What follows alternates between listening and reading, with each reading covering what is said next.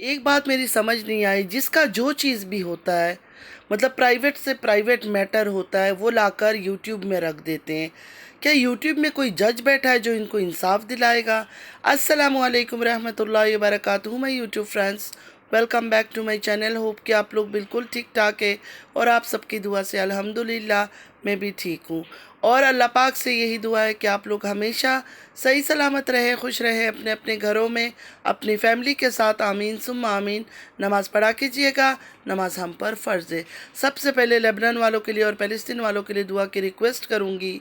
Please please please Lebanon वालों को और फ़लस्तीन वालों को अपनी दुआओं में ज़रूर याद रखा करें। हमारी दुआओं की उनको बहुत ज़्यादा ज़रूरत है। अल्लाह पाक अपनी गैब से उनके लिए आसानियाँ फरमाए। आमीन या रब्बल आलमीन।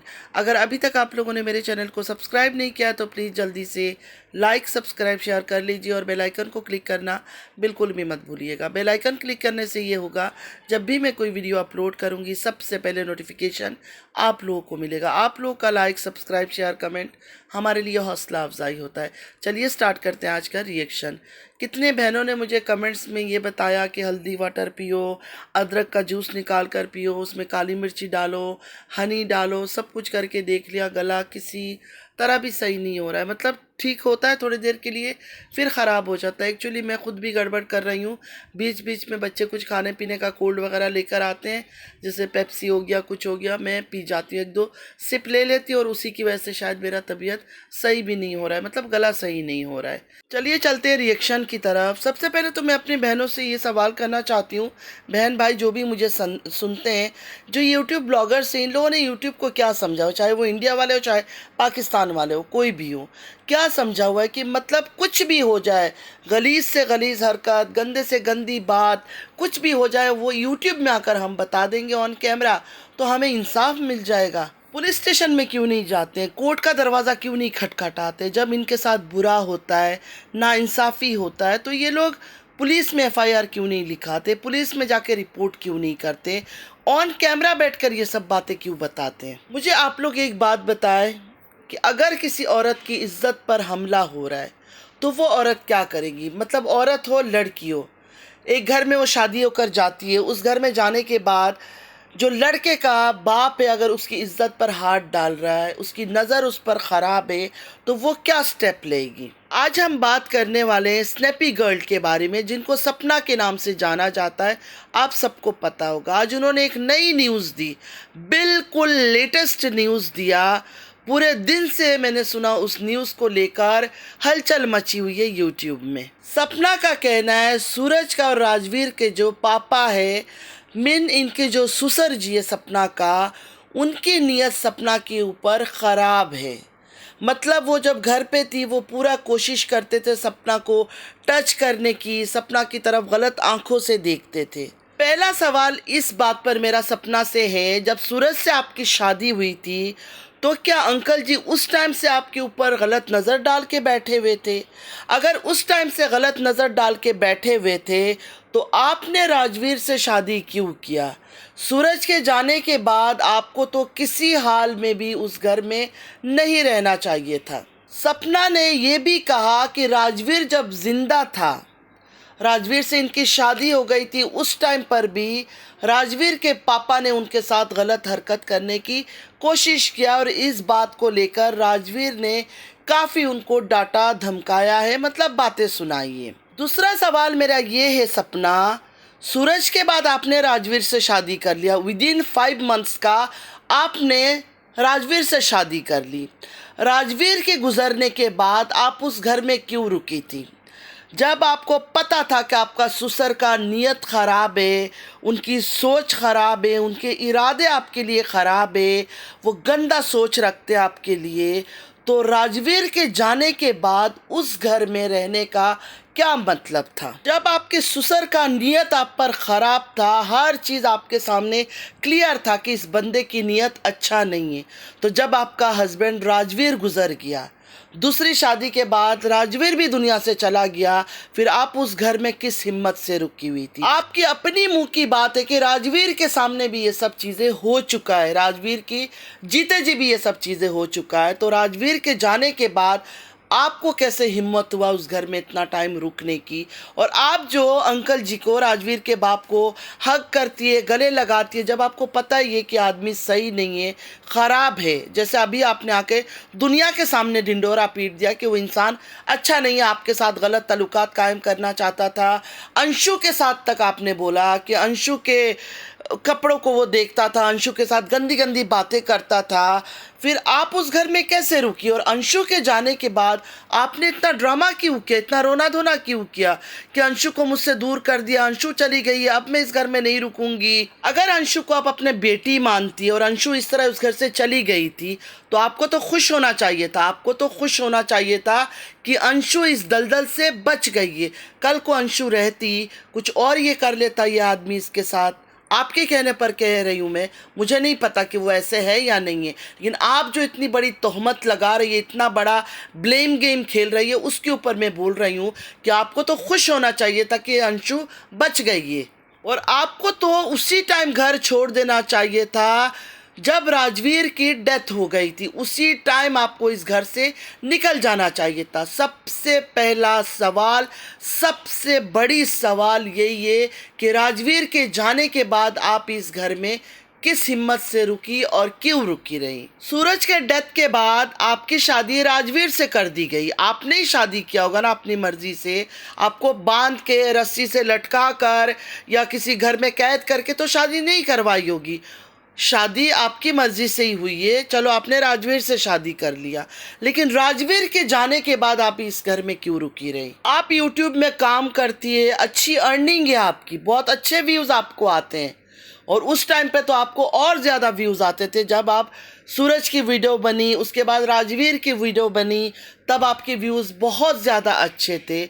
मतलब आप बिल्कुल इंडिपेंडेंट थी, फिर भी आप इस घर में रुकी रही जहां आपको पता है कि एक आदमी हर वक्त मेरे ताक में बैठा हुआ है कि कैसे वो मुझे टच करे, कैसे मेरे साथ कुछ गंदा ताल्लुकात कायम करे। सबसे ज़्यादा तो स्ट्रेंज मुझे लगा कि सारे दुनिया के आगे इन्होंने ऐलान कर दिया, उस आदमी को नंगा कर दिया, उस बूढ़े आदमी को नंगा कर दिया कि वो इतना गंदा और गलीज़ है, बहू के ऊपर भी नज़र रखता है और जिसको बेटी मानता है उसके ऊपर भी नज़र रखता है, उन दोनों के साथ गंदगी करना चाहता है, लेकिन पुलिस स्टेशन नहीं जाना चाहती। उनके पास सारा सबूत है।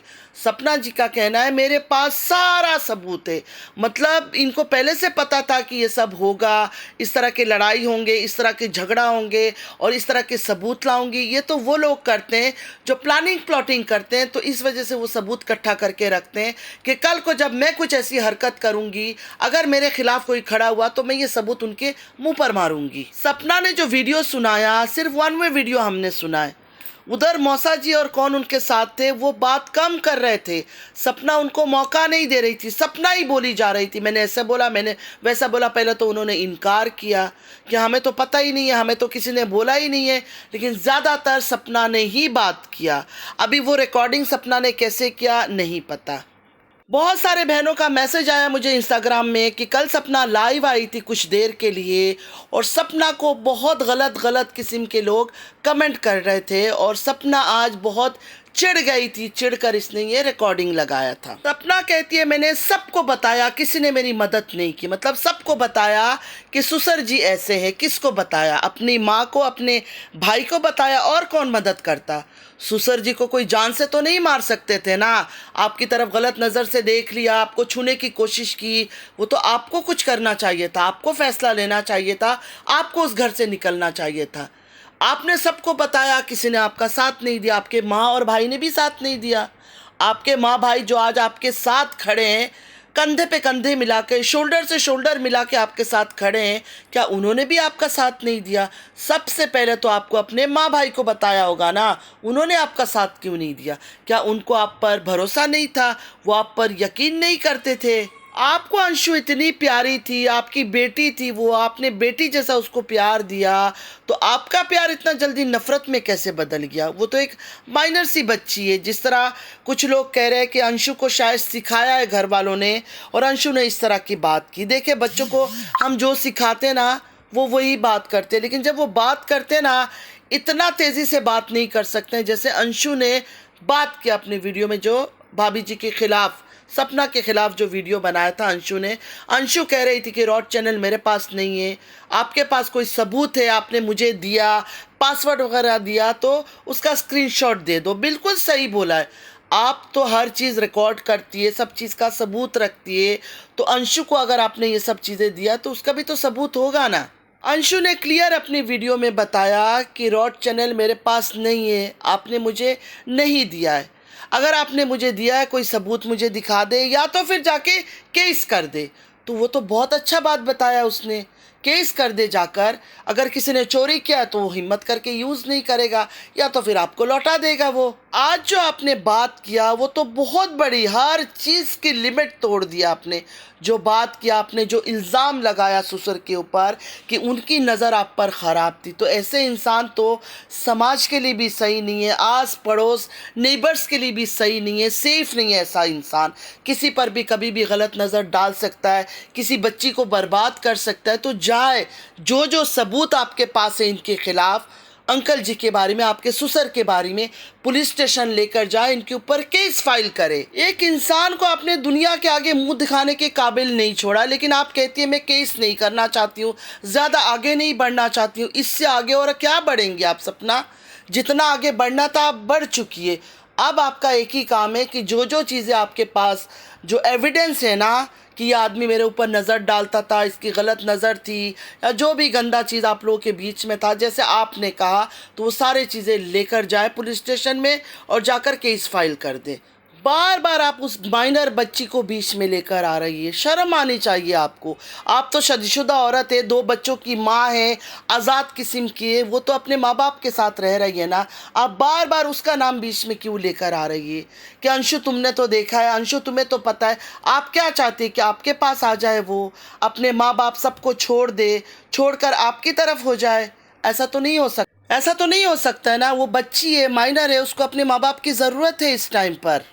आज जब मैंने सपना का ब्लॉग देखा मुझे अफसोस हुआ कि मैंने राजवीर और सूरज की माँ बाप का साथ दिया। कुछ पल के लिए मुझे हुआ, बाद में मेरे दिल में काफ़ी सवाल खड़े होने लगे। मैंने ये कहा कि सपना ने क्यों बर्दाश्त किया? आज भी तो वो अपने माँ भाई के पास चली गई है ना, तो क्यों सूरज के बाद भी वो रुकी रही? राजवीर से शादी किया, राजवीर के जाने के बाद भी वो रुकी रही, किसके लिए रुकी रही?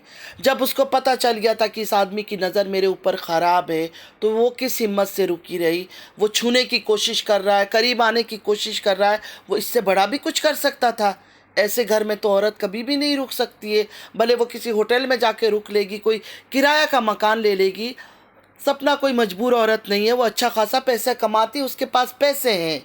जो आदमी अंशु पर गलत नज़र डाल सकता है, जो आदमी अंशु पर नज़र डाल सकता है, वो कल को सपना की बेटियों पर कैसे नहीं नज़र डालता? वो तो फिर उन पर भी नज़र डालता। सपना का कहना है कि राजवीर की जो मम्मी है उनको सब कुछ पता है कि उनके हस्बैंड इस तरह का सोच रखते हैं बहू को लेकर, और उनकी जो मम्मी है राजवीर की वो गालियाँ भी देती है सपना को। तो मेरे ख्याल में आने वाले वक्त में सपना उनकी गाली गलौज ये सब चीज़ें भी सुनाएगी, क्योंकि अब सपना को सब कुछ सुना देना चाहिए और एक ही बार सुना देना चाहिए। हर 2 दिन में 3 दिन में सपना कुछ ना कुछ क्यों लेकर आती है? एक ही दफ़ा में इस कहानी को क्यों नहीं ख़त्म करती है? हर दूसरे दिन जब इंसान कुछ ना कुछ लीक करेगा, कोई ना कोई नई बातें लेकर आएगा, तो लोगों को तो यही लगेगा कि ये कंट्रोवर्सी क्रिएट कर रही है, कंटेंट क्रिएट कर रही है, व्यूज़ का चक्कर है, डॉलर का चक्कर है। अगर किसी के दिल में कुछ है वो एक ही दफ़ा लाके सब कुछ बता देता है, क्योंकि अब इस रिश्ते में बचा ही क्या है? अब इस रिश्ते में बचा ही क्या है? इतनी बड़ी बात होने के बाद, चलो घर छोड़ा था, सूरज की रिकॉर्डिंग सुना दी थी, हालांकि वो नहीं सुनाना चाहिए था, बेचारा दुनिया में नहीं है, चलो वो सुना दिया, घर से भी तुम निकल गई। अब उसके बाप पर, दोनों के बाप पर इल्ज़ाम, राजवीर और सूरज के बाप पर इल्ज़ाम लगा दिया कि वो अपनी बहू पर गंदा नज़र डालते हैं, अंशु पर गंदा नज़र डालते। तो अब इस रिश्ते में बचा क्या है?